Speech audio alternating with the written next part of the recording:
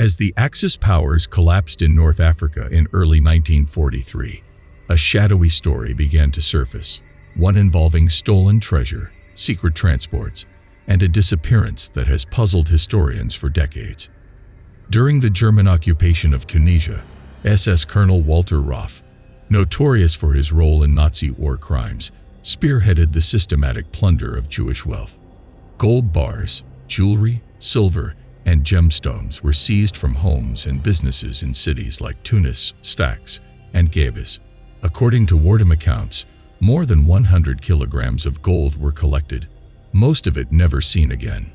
With the Allies advancing from the east and Rommel's forces in retreat, Nazi officers had to act quickly. Evidence suggests that the gold, packed into metal crates, was transported by ship northward across the Mediterranean, possibly bound for Italy or Corsica.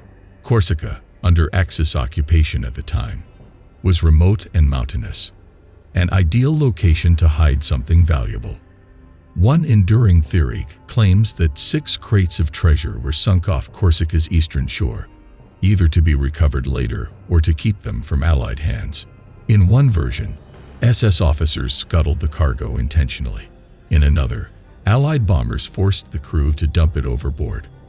Whichever tale is true, the treasure was never documented as reaching the Third Reich, although Field Marshal Erwin Rommel's name is often attached to the mystery. Historians find no direct connection. The treasure's origins during Rommel's campaign may explain why his name became associated with it, though he likely had no knowledge of the operation itself. The story gained renewed life in 1948, when a former SS officer named Walter Kerner was apprehended trying to access a restricted zone in Corsica. He confessed to being part of the group that sank the treasure and drew a rough map to prove it. French authorities organized a search with Kerner's cooperation, but divers found nothing. Later investigations revealed that Kerner may have fabricated the story, as hospital records placed him in Eastern Europe at the time of the alleged sinking. Still, his detailed knowledge of Corsican geography and Nazi operations raised eyebrows. Some believe he may have learned the truth from those directly involved. The legend continued to grow, inspiring authors, researchers, and adventurers alike. In the 1960s, a high-profile expedition by American inventor Edwin Link and Lord Kilbracken was halted after alleged threats from Corsican organized crime, which claimed the treasure belonged to them.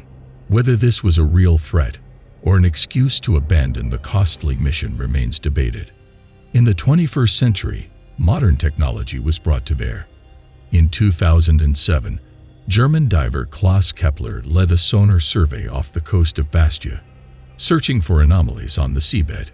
Meanwhile, British researcher Terry Hodkinson claimed to have solved the mystery using declassified documents and interviews. Despite these high hopes and official permits, no treasure was found. Most historians agree the original gold existed and was stolen. Where it went, and whether it lies on the seafloor or was quietly retrieved in the post-war chaos, remains a compelling question. Hitler's last gamble. Though the Allied Manhattan Project would eventually produce the world's first atomic bombs, Germany's attempts to harness nuclear energy during World War II were smaller and far more fractured. Yet rumors still echo that a nuclear test may have occurred in Germany's final days.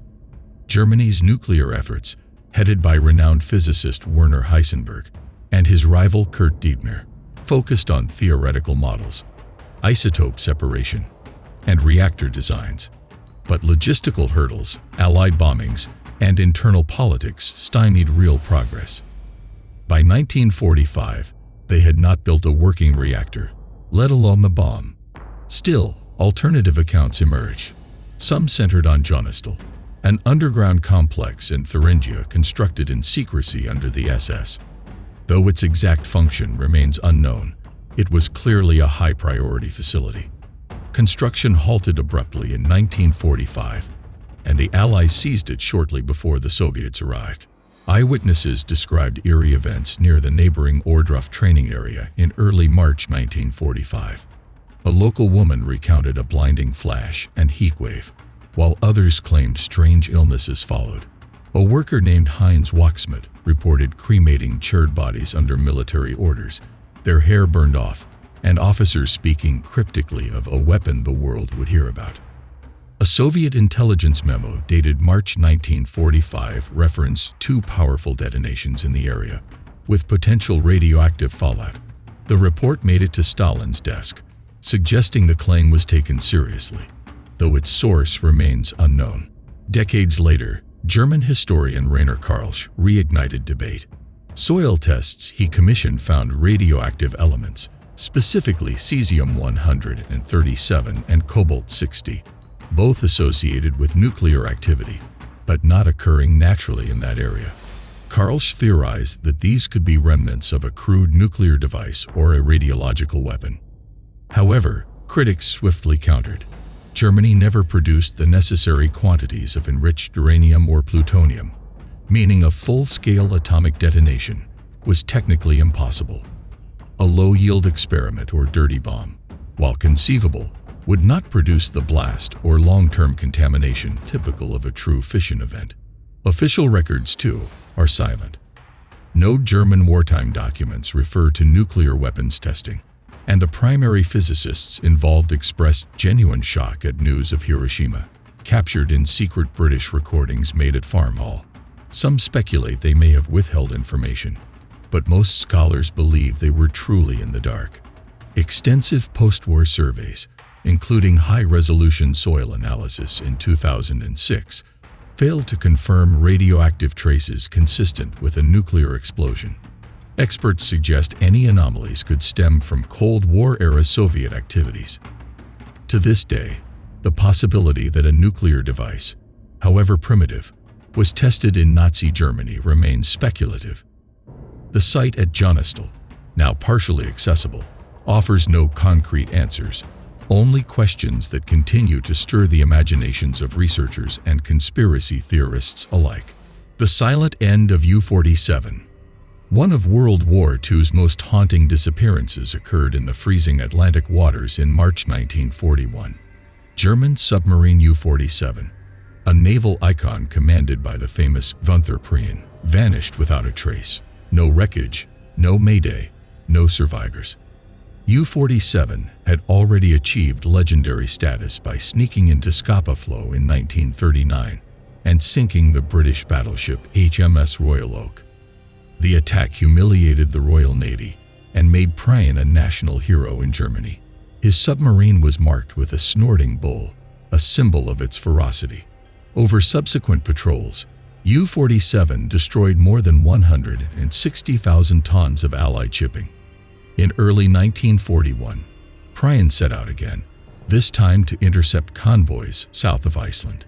On March 6–7, U-47 attacked a British convoy and scored several hits, but it was never heard from again after sending a final routine message.